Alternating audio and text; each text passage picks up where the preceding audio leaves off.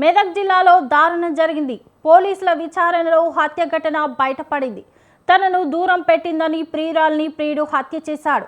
హత్య తర్వాత పెట్రోల్ పోసి తగులబెట్టాడు.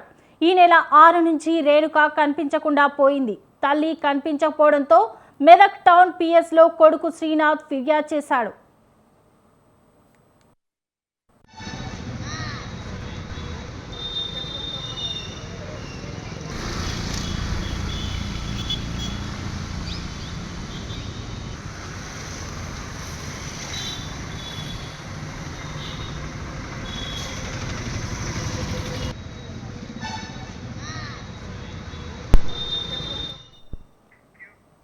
విచారణ చేపట్టిన పోలీసులు మహిళ కాల్ డేటాతో ప్రియుడి నెంబర్ గుర్తించారు. దీంతో హత్య ఘటన వెలుగులోకి వచ్చింది. భర్త చనిపోవడంతో రేణుక తన 2 పిల్లలతో కలిసి మెదక్ ఫతేనగర్లో ఉంటుంది. ఇంటి పక్కనే ఉంటున్న వ్యక్తితో రేణుకకు వివాహేతర సంబంధం ఏర్పడింది.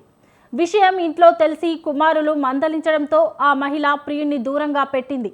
రేణుక దూరం పెట్టిందనే కక్షతో ప్రియుడు హత్యకు ప్లాన్ చేశాడు.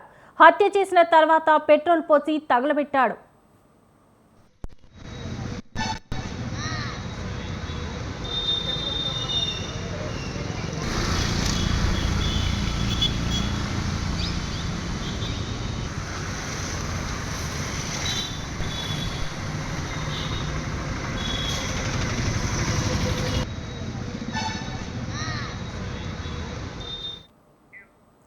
మెదక్ జిల్లాలో దారుణం జరిగింది. పోలీసుల విచారణలో హత్య ఘటన బయటపడింది.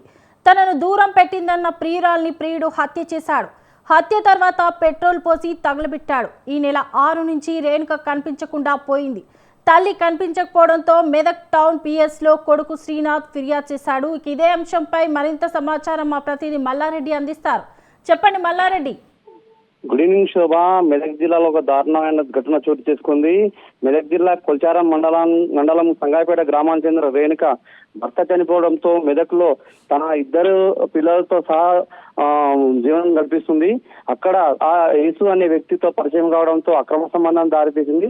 ఈ అక్రమ సంబంధం తెలిసిన తర్వాత వారిద్దరి మధ్య గొడవలు చెలరేగడంతో అతని కుమారులను మందలించడంతో ఆమె యొక్క పద్ధతి మార్చుకున్న తర్వాత ఈ యేసు తనను ఆమె దూరం పెడుతుందని చెప్పేసి ఏదో విధంగా ఆమెను అంతం చేయాలని చెప్పేసి మాయమాట చెప్పి తీసుకెళ్లి హత్య చేశారు శోభ.